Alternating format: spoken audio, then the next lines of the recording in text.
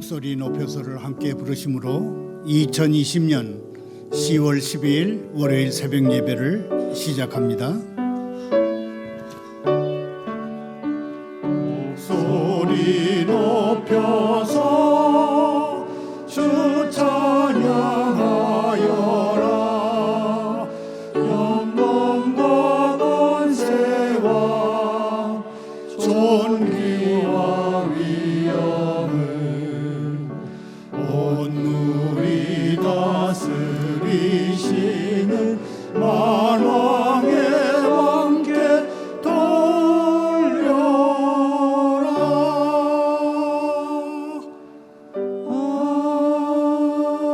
아멘. 계속해서 찬송가 342장 너 시험을 당해 함께 부르십니다.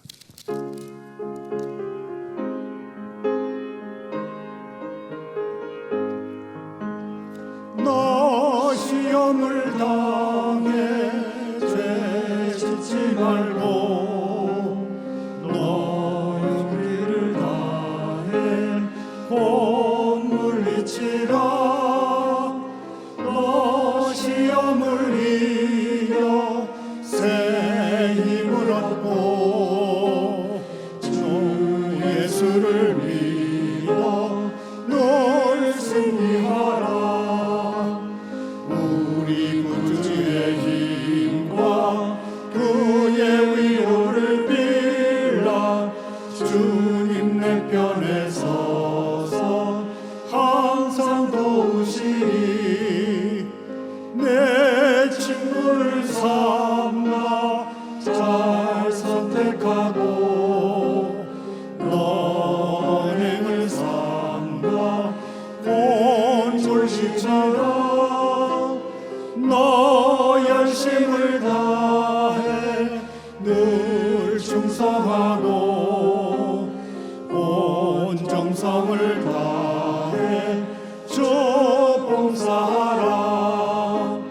우리 구주의 힘과 그의 위로를 빌라. 주님 내 편에 서서 항상 도우시리. 잘 이기는 사람 상 받으리니 넌 낙심치 말고 늘 전진하라. 내 구세주 예수 힘 주시니 주 예수를 믿어 널 승리하라. 우리 구주의 힘과 그의 위로를 빌라. 주님 내 편에 서서 항상 도우시리. 오늘 새벽에 보실 하나님의 말씀은 예레미야 46장 1절부터 12절까지입니다. 교독합니다. 이방 나라들에 대하여 선지자 예레미야에게 임한 여호와의 말씀이라. 애굽에 관한 것이라. 곧 유다의 요시야 왕의 아들 여호야김 넷째 해에 유브라데 강가 갈그미스에서 바벨론의 느부갓네살 왕에게 패한 애굽의 왕 바로 느고의 군대에 대한 말씀이라. 너희는 작은 방패와 큰 방패를 예비하고 나가서 싸우라. 너희 기병이여 말의 안장을 지어 타며 투구를 쓰고 나서며 창을 갈며 갑옷을 입으라. 여호와의 말씀이니라. 내가 본즉 그들이 놀라 물러가며 그들의 용사는 패하여 황급히 도망하며 뒤를 돌아보지 아니하면 어찌미냐. 두려움이 그들의 사방에 있음이로다. 발이 빠른 자도 도망하지 못하며 용사도 피하지 못하고 그들이 다 북쪽에서 유브라데 강가에 넘어지며 엎드러지는도다. 강의 물이 출렁임 같고 나일강이 불어난 같은 자가 누구냐?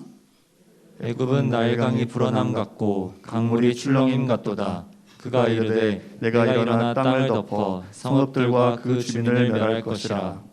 말들아 달려라. 병거들아 정신없이 달려라.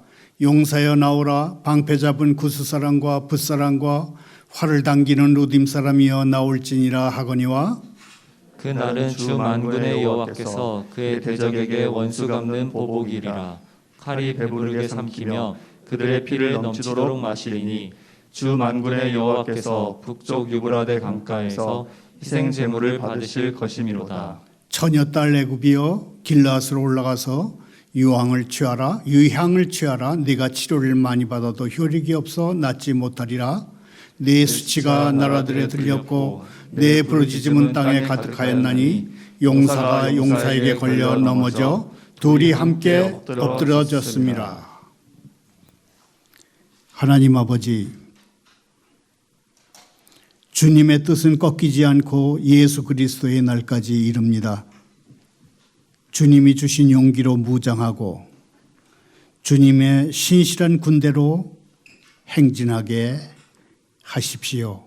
오늘 일을 하면서 주님의 일을 목적한 방향으로 이뤄나가는데 열심을 내게 하십시오. 혹 그것이 다른 사람의 고통에 함께해야 하는 것이거나 혹 다른 사람에게 복종해야 하는 일이더라도 제가 그렇게 할 수 있도록 은혜를 내려 주십시오. 예수님의 이름으로 기도하옵나이다. 아멘. 하나님은 우리가 전적으로 믿고 의지해야 할 분입니다. 그런데 하나님은 눈에 보이지 않기 때문에 의지하기가 쉽지 않습니다. 우리는 눈에 보이는 것, 강해 보이는 것에 더 쉽게 끌립니다. 유다가 멸망당하는 순간까지 하나님이 아니라 당시에 세계 2대 강국 중 하나인 애굽에 의지하는 태도를 버리지 못했던 것도 눈에 보이는 것, 강한 것에 더 끌렸기 때문입니다. 전전장 예레미야 44장까지는 유다를 향한 하나님의 말씀이었습니다. 45장에서는 예레미야의 서기관 바룩에 대한 말씀이 주어졌습니다. 그리고 오늘 새벽 46장부터는 이스라엘과 관련이 있는 10나라 10개국에 관한 말씀이 선포됩니다. 숫자 10은 성경에서 완전수에 해당하기 때문에 여기 10나라는 전 세계 모든 나라를 포함한다고 말할 수 있습니다. 숫자 10이 상징하듯 하나님은 모든 나라 모든 백성을 다스립니다. 그런데 하나님이 모든 나라 모든 백성을 다 다스리는 이유는 하나님의 백성을 위해서입니다. 하나님은 모든 나라를 통치하시지만 특별히 항상 하나님이 관심을 집중하시는 대상은 하나님의 백성입니다. 분명 하나님의 마음은 온통 하나님의 백성을 향하고 있습니다. 아무리 작은 민족이라 할지라도 하나님이 선택하신다면 그 민족은 사랑을 받고 복락을 누리게 되어 있습니다. 하나님 말씀에 순종하는 사람은 하나님의 돌보심을 받게 되어 있습니다. 하나님의 말씀에 순종하는 사람이 혹 세상에서 평화를 얻지 못하게 되면 하나님이 어떤 방법을 쓰셔서라도 그 마음에 평안과 평강을 가져다 주십니다. 하나님이 주시는 평화는 순종하는 이의 마음에 기쁨이 가득하게 합니다. 하나님이 주시는 평화는 순종하는 이들의 공동체를 번성하게 합니다. 하나님이 주관하시고 통치하시는 것, 하나님이 주관해 주시고 통치해 주시는 것, 이것이 하나님의 사랑이고 하나님이 주시는 복락이고 하나님의 이 베풀어 주시는 은혜인 것입니다. 오늘의 성경 본문 3, 4절에서 예레미야 선지자는 애굽을 향해 이렇게 말합니다. 너희는 작은 방패와 큰 방패를 예비하고 나가서 싸우라. 적국 애굽 보고 전쟁에 최선을 다해서 나서라는 것입니다. 애국 군대의 전쟁 준비는 사실 완벽에 가까웠던 것 같습니다. 애국 군사들은 크고 작은 방패와 각종 공격 무기를 갖추고 있었고 신속하게 적진을 유린할 수 있는 강한 기병대도 갖추고 있었습니다. 하지만 강력한 무기와 월등한 장비를 갖추고 있음에도 불구하고 애국군은 갈그미스 전투에서 크게 패배합니다.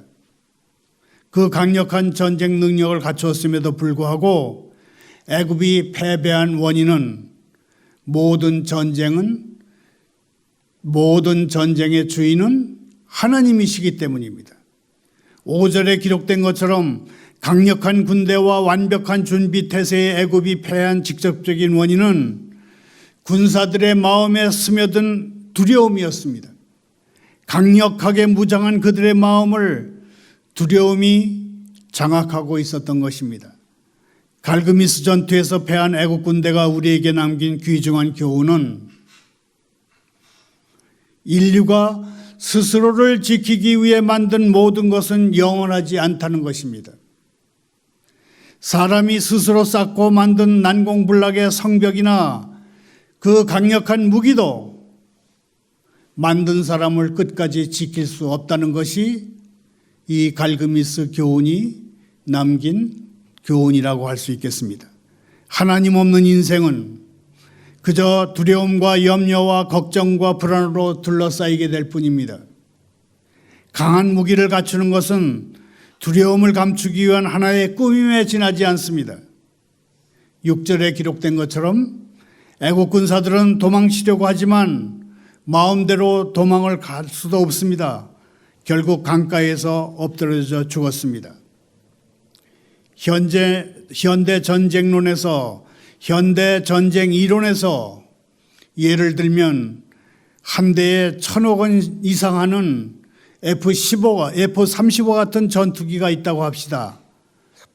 이런 값비싼 무기를 사오는 이유는 전쟁을 하지 않기 위해서다. 전략가들은 그렇게 말합니다. 대략 무기 수명을 40년 잡는다고 하면 40년 동안에 전쟁이 일어나지 않아서 한 대에 1,000억 원 이상 하는 그 전투기를 못 쓰게 되겠다고 할지라도 그 무기가 전쟁을 막았기 때문에 그 무기는 돈으로 헤아릴 수 없을 만큼의 역할을 했다고 보는 것입니다. 이게 전략인 것입니다. 애굽은 그 막강한 무기를 가졌고 그 강력한 성능을 장비를 갖추고 있었음에도 불구하고 전쟁에서 패배했으니 그들은 전략이 부족했다, 전략이 없었다, 그렇게 말할 수밖에 없는 것입니다. 전쟁은 시작할 때는 마음대로 할 수 있을지 모르지만 그 결과는 그리고 예측할 수도 책임질 수도 없습니다. 도망치는 것조차 마음대로 할 수 없습니다. 하나님 없는 세상은 그 싸움은 다 이와 같다고 할 수 있습니다. 강력한 애국 군대의 예상하지 못한 패배, 여기에 세계 모든 나라의 말 중에 애굽에 관한 기사가 가장 먼저 나온 이유가 있다는 생각이 듭니다. 앞으로 10나라에 대해서 성경에서 말씀하시게 될 텐데 애굽이 제일 먼저 오늘 46장에 나오는 이유가 그 애굽의 갈그미스 전투에서 패배한 것을 교훈으로 삼아라, 그렇게 하시기 위해서 제일 먼저 등장시킨 것 같습니다. 애굽이 제일 먼저 등장하는 이유는 애굽이 이스라엘과 가장 관련이 깊은 나라이기 때문입니다. 이스라엘은 애굽에서 430년 동안 거주했고 그 오랜 세월 애굽에서 노예 생활을 했습니다. 출애굽 후에 가나안에 정착했지만 애굽과의 관계를 끊지 못한 채 번번이 애굽에 기대서 존재하려고 했습니다. 심지어는 하나님의 심판으로 멸망당할 형편에서도 이스라엘은, 유다는 애굽에 의지했습니다. 이스라엘은 하나님보다 애굽에 더 의지했습니다. 이것이 하나님이 애굽을 치신 이유다, 그렇게 말할 수 있겠습니다. 7절 이하에서는 애국 군사들의 당상한 기세 그리고 패배를 거듭거듭 기록합니다. 애굽은 4대 문명의 발상지답게 나일강을 중심으로 해서 불과 영토의 5%에 해당하는 기름진 땅에 모든 사람이 살고 있었습니다. 애굽에는 주변국들에서 파견된 용병들을 포함한 강한 군대가 있었습니다. 특별히 팔레스타인 지역을 휘어잡고 있던 애국 군대는 강했습니다. 안보와 경제가 탄탄하니까 안정된 통치도 이룰 수 있었습니다.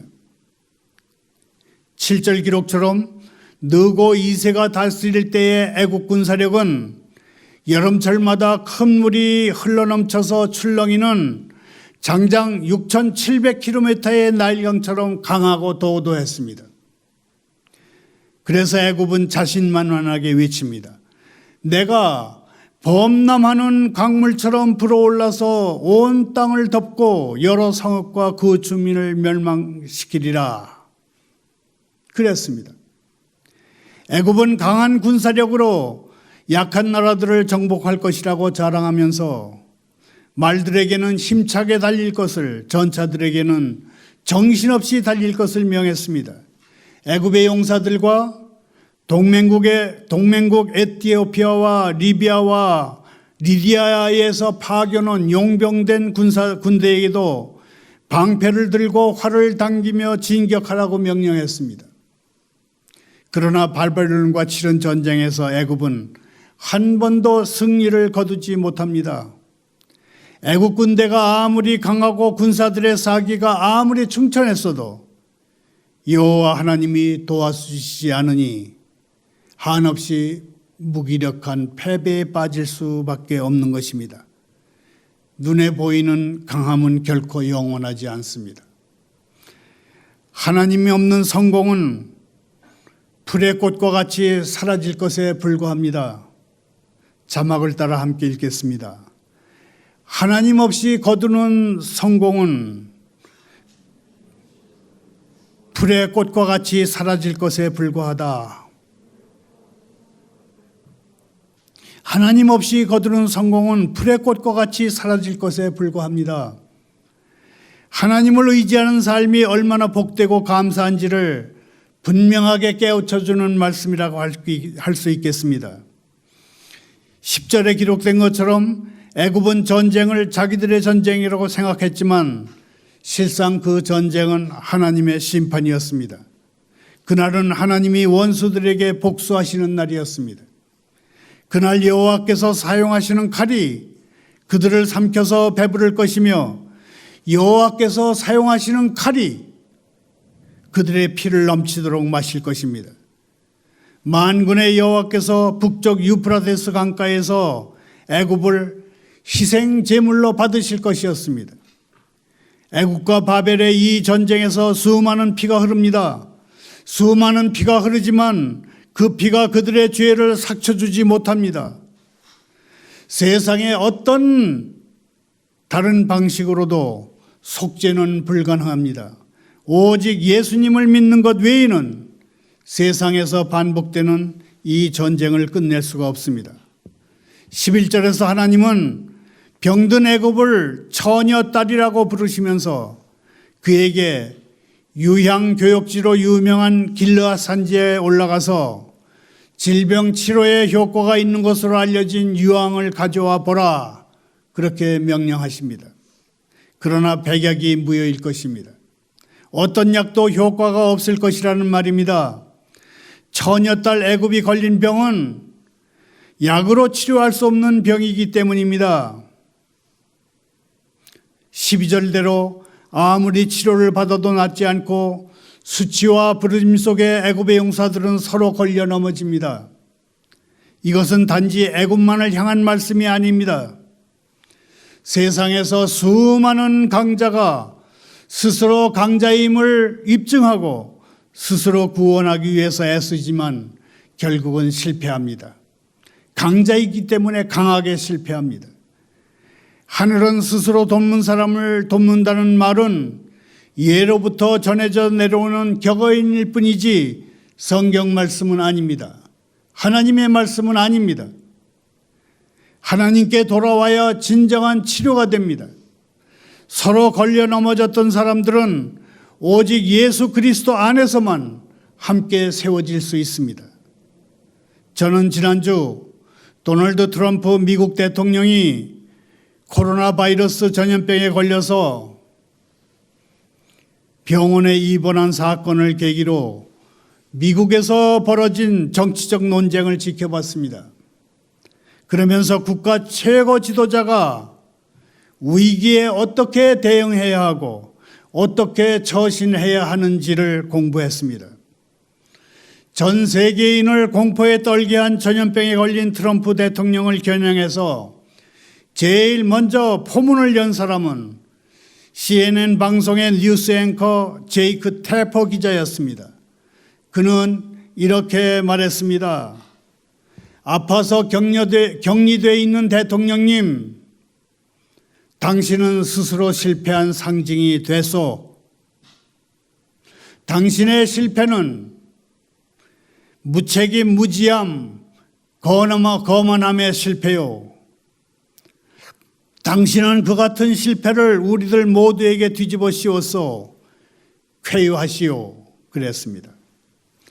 CNN 뉴스 앵커는 트럼프 대통령이 코로나 바이러스 전염병에 걸린 걸 실패다 그랬습니다. 그러면서 그 실패는 트럼프 대통령 자신의 무책임, 무지, 거만함의 결과다. 당신은 대통령이기 때문에 당신의 실패는 결국 미국 국민 전체의 실패를 의미한다. 이렇게 강하게 쳤습니다.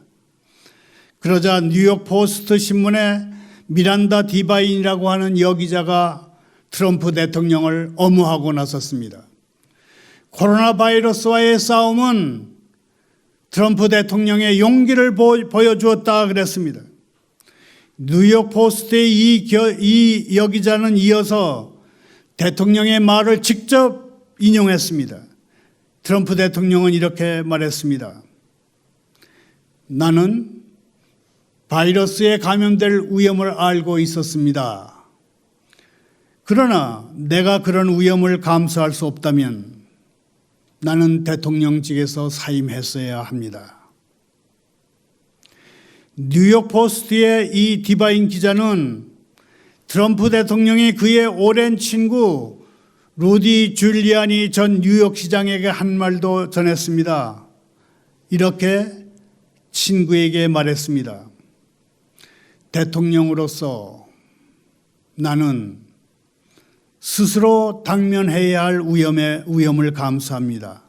왜냐하면 위대한 장군들은 뒤에서 지휘하지 않기 때문입니다. 장군들은 최전선에 나서서 병사들을 지휘합니다. 그랬습니다. 트럼프 대통령이 줄리아니 전 뉴욕시장에게 한 말을 요약하면 이렇습니다. 대통령으로서 백악관 안에 숨어 있을 수는 없었습니다. 내가 만일 다른 방식으로 대처했다면 나는 국민들에게 더 큰 공포심과 더 큰 두려움을 안겨줬을 것입니다. 국민들이 더 이상 공포심에 짓눌려 있지 않게 하기 위해서 그리고 국민들로 하여금 그 두려움에서 벗어나게 하기 위해서 그 공포와 두려움에서 벗어나서 일상의 삶을 활발하게 진행하는 그 모범이 되기 위해서 나 트럼프 대통령은 코로나 바이러스 전염병 환자가 되는 걸 무릅쓰고 대통령 선거 2달 남겨놓은 정치 현장을 누볐습니다. 또 앞으로도 그럴 것입니다. 그렇게 얘기한 것입니다. 트럼프 대통령이 코로나 바이러스에 걸려서 3일 동안 병원에 입원했다가 나온 이후에 그의 인기는 치솟고 있습니다. 자, 미국은 저런데 우리는 어떻습니까? 우리나라에서는 코로나 바이러스 전염병이 정치적 도구가 된 느낌입니다. 청와대와 경찰, 질병관리청이 전염병으로 국민을 더 큰 공포심과 더 큰 두려움으로 몰아가는 것 같이 행동하고 있습니다. 한글날입니다. 세종대왕 동상이 있는 광화문 광장은 쇠울타리 13,000개, 경찰버스 500대, 경찰관 12,000명으로 완전 봉쇄됐습니다. 경찰관들은 광화문 광장 일대를 지나가는 시민들에게 신분증을 보자며 겁을 줬습니다. 당국은 광화문 광장을 봉쇄하면서 거기서 현 정권의 부정부패를 규탄하는 집회가 열리면 모인 사람들이 코로나 바이러스에 감염될 수 있다는 것을 이유로 해서 광화문 광장 일대를 완전 봉쇄한 것입니다. 그런데 같은 한글날 서울대공원은 자동차 6,700대를 세울 수 있는 주차장이 꽉 찰 정도로 인파로 붐볐습니다. 롯데월드에 들어가기 위해서는 100m의 긴 줄을 서서 기다려야 했습니다. 그만큼 많은 사람들이 몰렸습니다. 거기서는 어떤 단속도 없었습니다. 정부 당국이 광화문 광장 집회를 막기 위해서 코로나 감염 위험을 끌어다 쓴 것이 탄로나는 순간이었습니다. 광화문 쪽에 모이면 코로나 바이러스에 감염되고 대공원이나 놀이공원에 모이면 괜찮다고 한 억지가 드러난 것입니다. 다시 성경으로 돌아옵니다. 예레미야 64장 28절을 함께 읽겠습니다. 여호와의 말씀이니라. 내 종 야곱아, 내가 너와 함께 있나니 두려워하지 말라.